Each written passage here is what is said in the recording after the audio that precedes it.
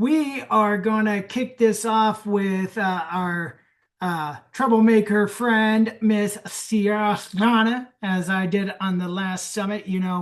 I've got to do that because I like causing trouble. I was always the troublemaker when I was younger, and I still do that in my early 40s. And yeah, she is spicy Sierra because she likes to stir the pot every once in a while because that's how life rolls, right?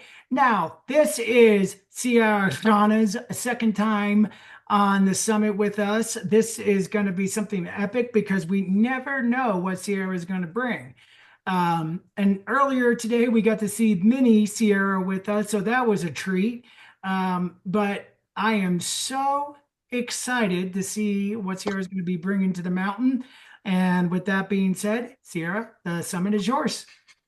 Thank you. And thank you, Dave, for putting this together and having me here and putting me so far down the list of speakers that everybody took what I was going to say. No, I'm just kidding.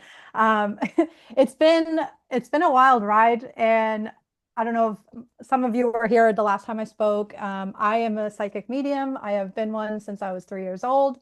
It's not something I love, but I also love it. It's a weird love-hate relationship that I have.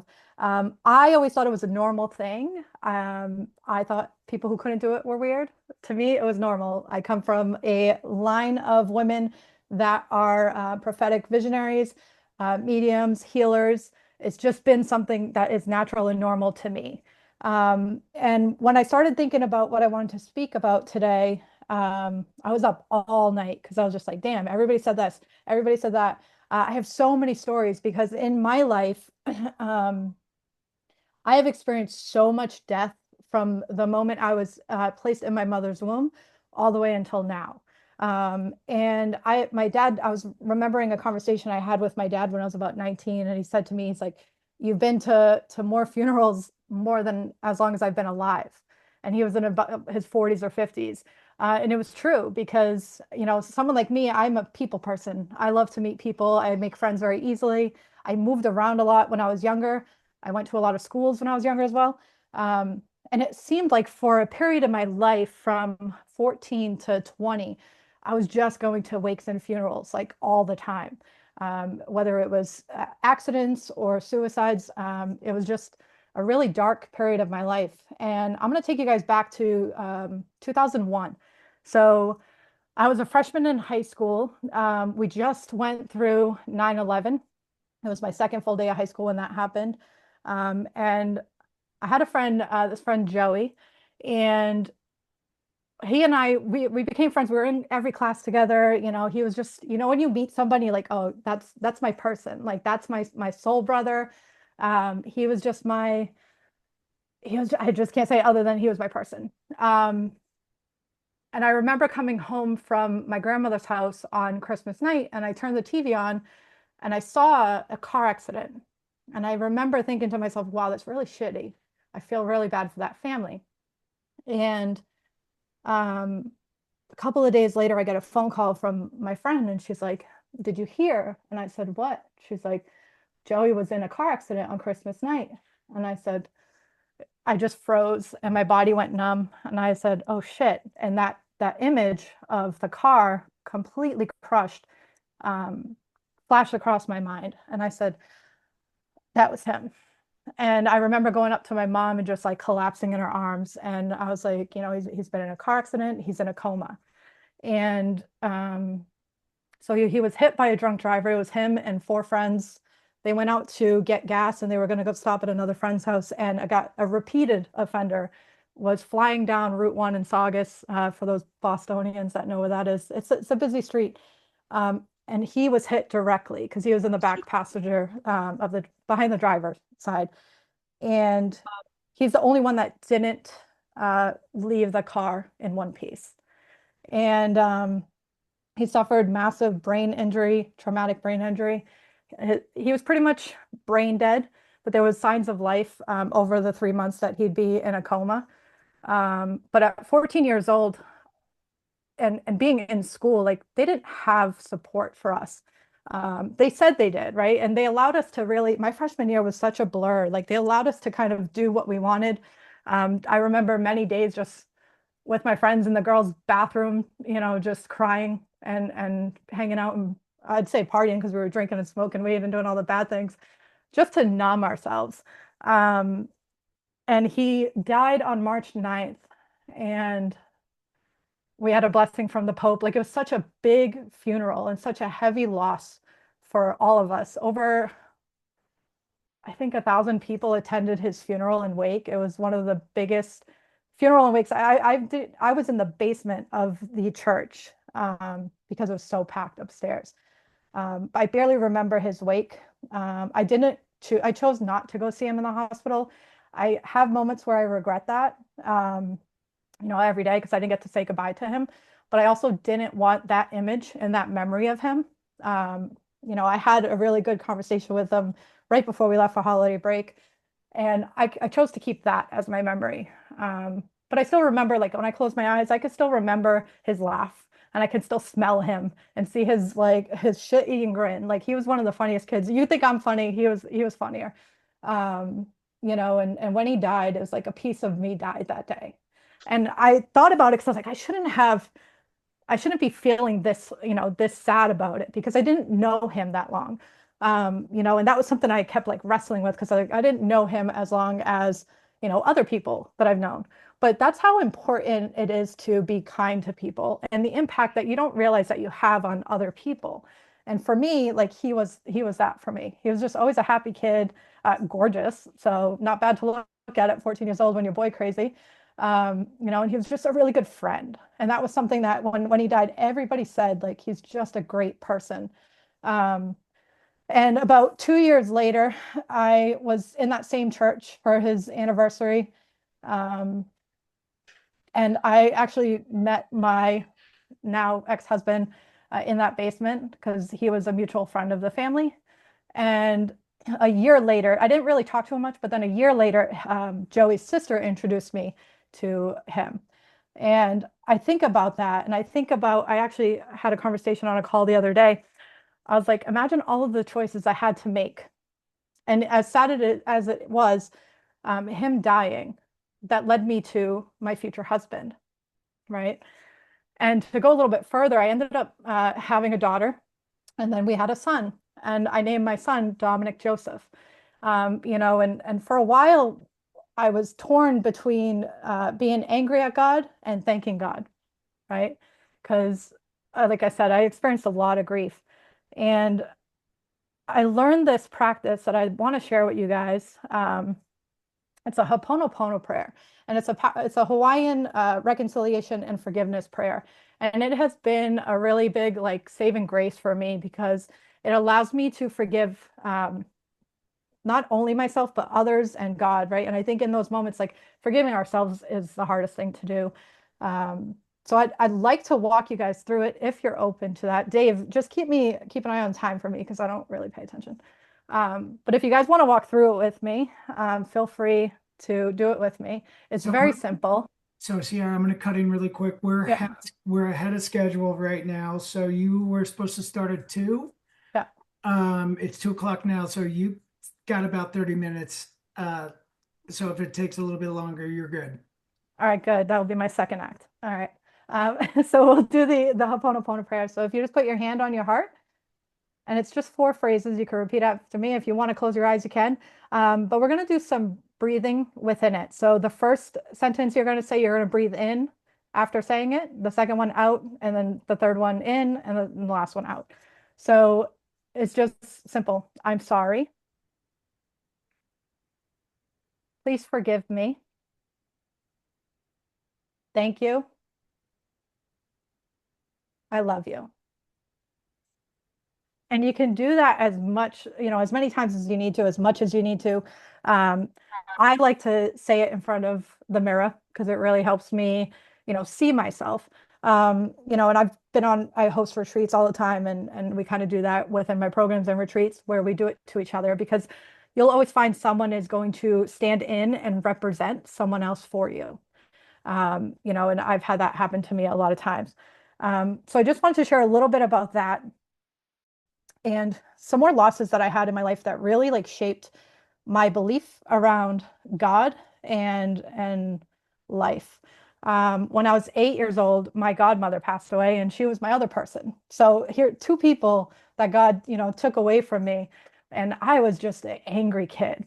But on the outside, I was like the life of the party. My teachers used to say she's on Prozac, like she's just so happy. But the thing is, grief at the root of it is a lot of anger. And I was really mad. I was really mad at God. I was mad at a lot of things. And but I masked, like I would put on this face. And it's very hard with girls, you can't really see our emotions. And we cover up really well because we're taught to kind of just, not be like to be certain ways. And I know we say this a lot about boys, but like there's a lot of pressure on women and girls as well of like, holding it together and not being too emotional and don't be too sensitive and don't do this and don't do that. So for me, I had to kind of like walk away from God for a little bit. And I was in a Catholic high school. I come from a Catholic family.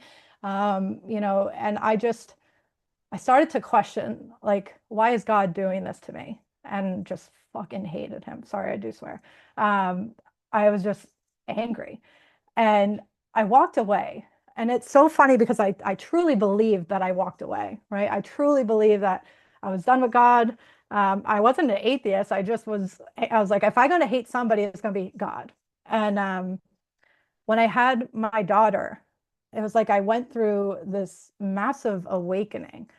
And as I was delivering her, I had my second near-death experience. And I, I watched my soul come out of my body, and I was looking over myself, and I was looking down at her coming out of me. And I was like, oh shit, like what is going on? And it came back into my body. Um, and it was then that I was like, okay, there's got to be something more. And yes, I was a medium, but again, back then I had no idea. Like it was just normal to me. Um, so I wasn't really understanding what it was. And then when I had my son, my Dominic Joseph, he died inside of me, and I died. I was dying, and they shot me with adrenaline after I got the epidural, and I started to fade out, and then I came back to life, and he came back to life. And I was just like, when that happens, when you're having all these near death experiences, um, it's different every time. Like I'm like, I've died a million times, and it's different every time. I see something different every time. And that time I started to like really start to understand my emotions. And my son, he is like the most sensitive kid I've ever met. And he taught me a lot about myself. And this is where I really started to do the inner work, they call it, right? Like really look at what makes me tick, why am I like this, and where do I go from here? And he's just the sweetest boy, and he's very intuitive, and he's my little healer baby. And I started to like really tap into my intuition. And then the gifts started getting much stronger. And this time, this is a few years later, I'm a lecturer at a Catholic church. So I'm up on the stand or the pulpit, whatever, like reading the Bible to people. And I'm listening when the priest is doing the homily, and I'm hearing the same message come through. And I start to question, I'm like, what the fuck is happening? Like, how am I hearing everything that he's saying? And my gifts start to heighten. And then someone went on my Facebook because at this time I was already kind of like out with my mediumship a little bit. Um, but I didn't fully believe it, and I didn't really like, I wasn't as good as I am now. And they ratted me out to my priest. So then I left church because I was like, fuck God. Again, I was like, screw, but I realized it was people, right? It wasn't God, it was the people that I was really angry with. But I was always taught to not be mean to people, love everybody, all that stuff. So I never allowed myself to be angry with other people. I always chose to face God, right? And give him the middle finger. It was just easier for me. But in those moments, it's when I realized like the thing is, I wasn't turning away from God. I wasn't running away from God. I was leaning into God, and I was leaning into my faith. As much as I wanted to run away, I continued to turn around and face him, right? So it's like, whoa, you're so angry, yet you keep turning into me. You keep coming home. And 3.5 years ago, we were pregnant with our third, and I started to bleed a little bit, and then I started to bleed a lot. And I said, I think I'm losing this baby. And I went to the hospital with her, with my kids in tow. And I was being rolled up to the ultrasound room, and I'm in the elevator. And the next thing I know, I'm dead. I'm blacked out. And I hear this voice saying, "It's not your time. You have so much work to do." And I remember waking up and I'm upside down and I'm covered in puke and my ears are just kind of like coming back to like the sound of the hospital. And this nurse is looking at me and she's sweating and she's like, "I ran up 3 flights of stairs. We lost you there for a minute." And I was like, "I think it was more than a minute, but that's cool." And I died in that moment, but I chose to come back because I knew my kids were in the hospital and I didn't want them to leave without me. But the hardest part was having to leave my daughter. I don't know when I lost her. I don't know if she was put in the trash, flushed down the toilet, not to be graphic. But I never got to hold my baby, right? And as a medium, I always tell my clients, spirit's never going to come to you unless you're ready for the message. And for me, like Joey is someone that I don't talk to. My godmother is someone I don't talk to. My daughter, when she comes to me, I try not to talk to her because it's hard and we have emotions and we are human. But this past year, they've really started to come a little bit more to me because there are messages. And when we are ready for them, we're going to hear them. And for me, I like to ignore a lot. I like to not listen. I call it spicing up life. Um, but I have great discernment, and I always, it really sucks to know things all the time. So I try to just, surprise myself and ignore.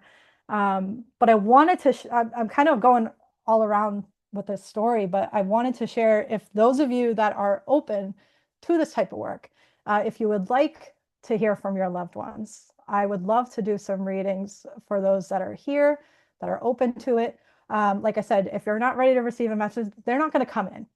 They are all here. They've been in my room all day. That's why I'm freaking sweating because the energy just comes up on you. Um, but yeah, if anybody open to having a reading, all right, all right. Let me tap in. So those of you that raise your hand, I'm just taking that as permission to go into your energetic fields and connect with your loved ones. Um, Allegra, I'm going to start with you since you're the first one on my list. So you can unmute yourself. Sometimes it comes through as a conversation. I'll ask you questions. Um, Sometimes you might feel them, and it comes in sometimes as pictures.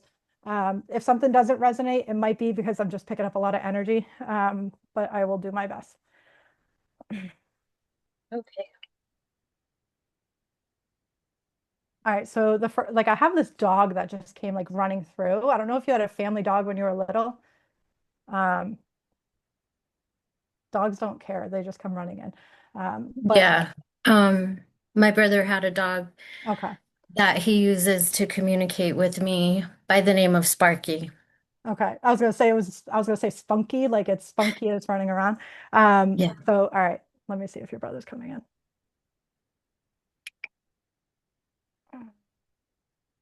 You keep showing me like a picture of a Corvette. Um, or like, is there a song like the Blue Corvette? I don't know. I'm hearing like Blue Corvette, but it's like a song almost. I don't know where you went. Oh, there you are. Yeah, it was his song, Prince, Little Red Corvette. Okay. All right. Hmm. Like I said, I'm picking up like I have a lot of people coming in, so I'm just trying to hear like little things here and there. Um, I'm just gonna see if he has anything direct to say to you. He's saying like you do hear him. Like he does communicate, like you said, with the dog, but he's like, she doesn't listen. She doesn't hear the messages. Like sometimes he throws it in your face and you completely ignore it. There's something about like, I see you in the kitchen and you're staring at like something will fall out of the cabinet, like right in front of your face. And he's like, that's me, like over her, flipping it out. Like I see like a spice or something coming out at you. And he's like, she doesn't pay attention. So I don't know if you have tried to connect. He's saying like it's not going to be in the moments where you're sitting there and asking him to come to you. It's going to be in the moments where that they're at least expecting it because he's still learning on the other side. Kind of like I joke all the time, like they're still learning how to be a ghost. So he's like practicing things around for you. But he's just sending his love. I have more I'll send to you privately because I don't want to safe. Thank you. Yeah, actually, one day my daughter and I came home and his picture was strewn across the floor in the middle of my living room. So thank you for that message because I knew it was him, but I kind of needed verification. So thank you. Yeah, it's like they because when they start to learn how to like move objects, they don't stop doing that. So, all right, Michelle, Thank you, Sarah. you're welcome. You're welcome. All right, Michelle. Hello. I have a grandfather coming in for you, Michelle, Hmm. on your mother's side. Um, he's bringing in like a bouquet of daisies. I don't know if that's significant, but I think it's more for like your mom. Um, but he's like, I don't know if you're not talking to your mother. She's dead. Okay. All She right. passed. Yeah. Okay. She's not coming through. Okay. Um, She comes to visit me. okay. She's not coming through for me. And sometimes that means like there's no messages for them to give to you, obviously, if she's going directly to you. But he's bringing like a bouquet of daisies forward. And I see him like kind of standing in front of you and he's like giving you your flowers. And but he's also saying like something about your masculine energy hasn't been the healthiest, like in creating safety for you, like the masculine energy around you. And he's saying like that's going to start to shift for you, and it's really going to bring like this is what I was saying. Like they're really going to start to bring the flowers in. Like you're really start being like almost like courted into your divine feminine energy, if that makes sense. Yeah. Energetically, I felt a big sigh of relief, so that's helpful. All right, cool. Thank All you. right, you're welcome. All right, Josh. I'm just going down the line. I'm saying rapid fire. I'm even sweating even more than I was before. All right. We've got 12 minutes, so I think we can get everybody done. All So right, cool. giving you an update. All right, Josh.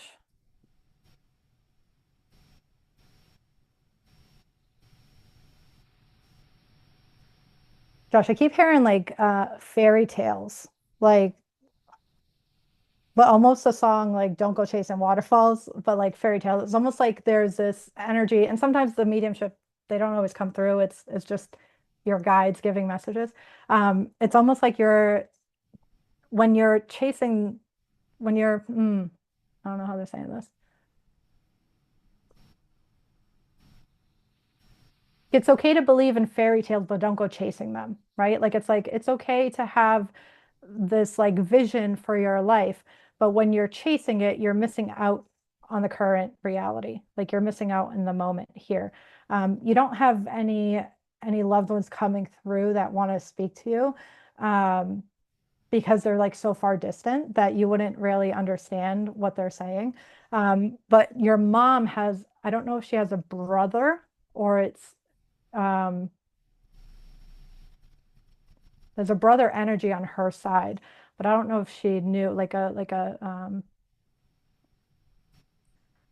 miscarriage type of connection. So I don't know if she knew about him, but there's no like you don't really have a family on the other side that not I don't want to be like you don't have a family on the other side that doesn't want to talk to you. It's just that sometimes it's purposeful, sometimes it's not. So you can ask a question. I feel like you have a question. Not really. No, you're good? All right. That's a first. No, just kidding, Josh. All right, Dr. Donna. Hmm. You are really open to spirit, like really open. I feel like I don't know if you are good with like energetic protection or like boundary creating, because I feel like there's people siphoning your energy a lot. So what I'm gonna do is we have a group of ancestors that are like responsible for our protection, and I feel like they're coming in around you. And I have an uncle coming through, but he's not saying what side he's on, but he's like, I'm leading this. Like he's like, I'm leading this. So it could be sometimes like a great uncle, great, like is just kind of who is handpicked to like watch over you. Um, but they're really talking about like heightening up the protection and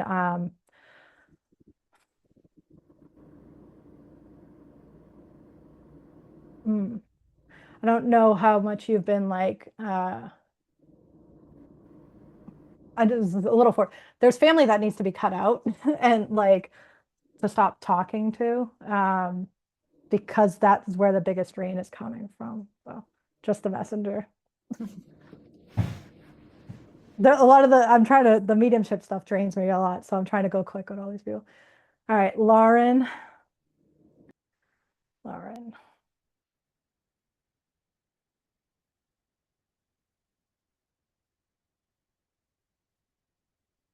Lauren, you got a lot of people and they're really loud.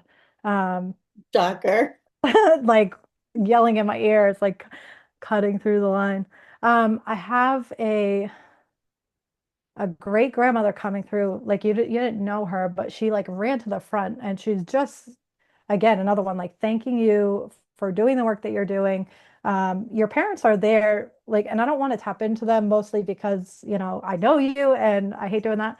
But this great grandma was just coming through and she was like, you're making our family proud, and we're really proud of the choices you're making, the way you're showing up in this world.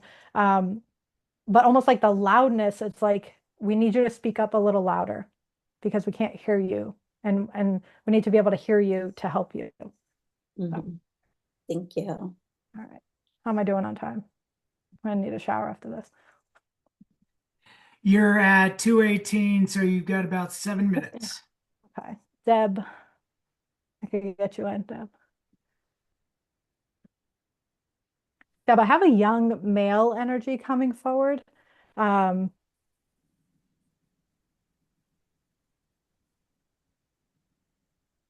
but it's almost like he was young when you were young.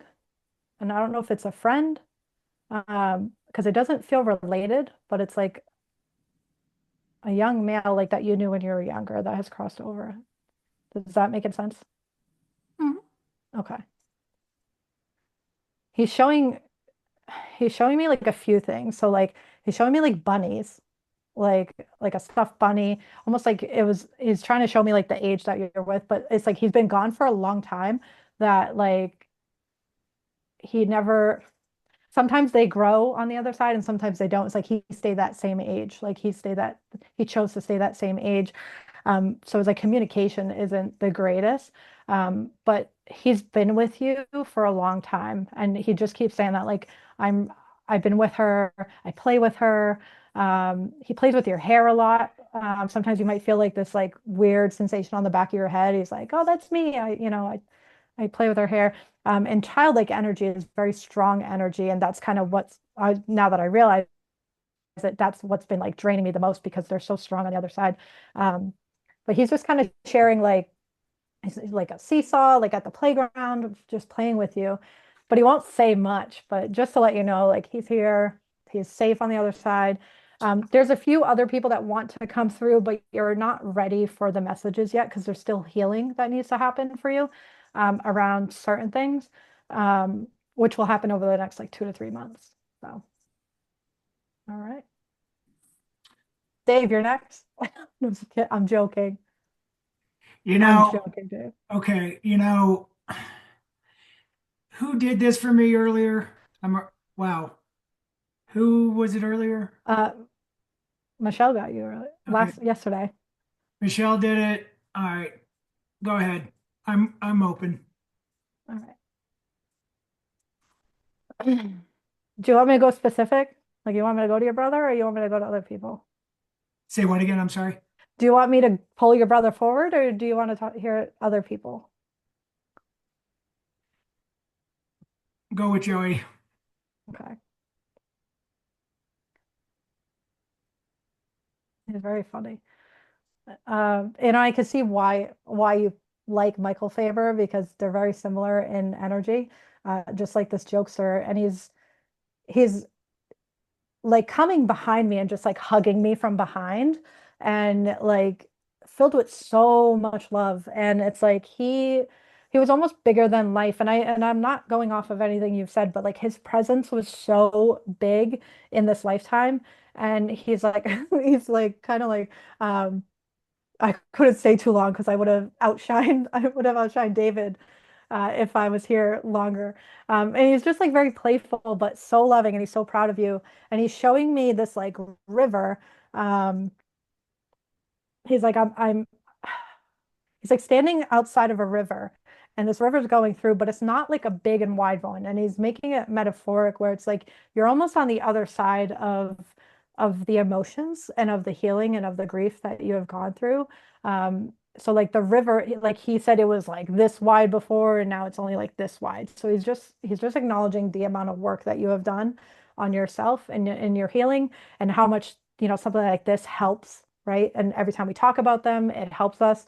And he's he's kind of asking if he could come behind you and give you a hug, like so you can feel that. So it might feel like an adrenaline rush.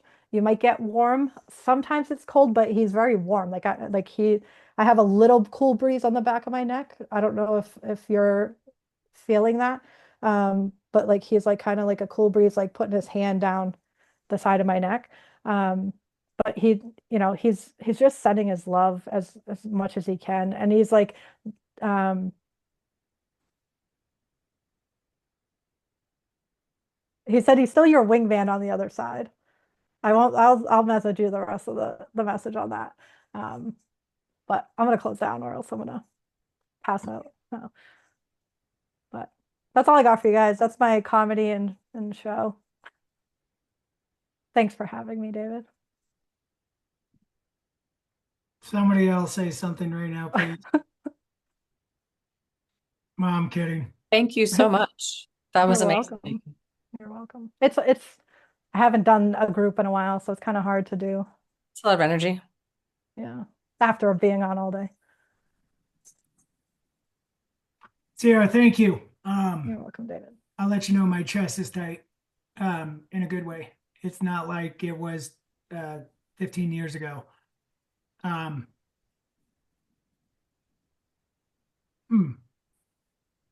Thank you for jumping in there for a second, Michelle. Yeah, that It's was a blessing incredible. and a curse. Blessing and a curse, David. And I don't usually go small. I always jump in the deep end. Yeah, that was incredible. Sierra, you are a rock star. One of the things I enjoyed the most out of this is I got to see a different side of you. You are spicy. And that's something that I do love about you. But seeing the vulnerable side, the openness was a gift. Your kids are very lucky. And mini Sierra, as she gets older, you're in trouble. Oh, I know. The boys are going to be chasing her around. So you better get a moat with sharks and alligators. And you better have a long range sniper on the roof that Oh, can shoot out the tires. she's got her bodyguards. Her older brother and sister are helicopter parents. That's awesome. I just want to thank you for doing what you did, for everybody. And I'm not really good about doing this because I always give credit where credit is due. And I'm getting a stare down from Lauren because she's very good about doing that. She's like the big sister, but because I don't, I always give credit where credit is due. But thank you for what you did for me here. And before we transition into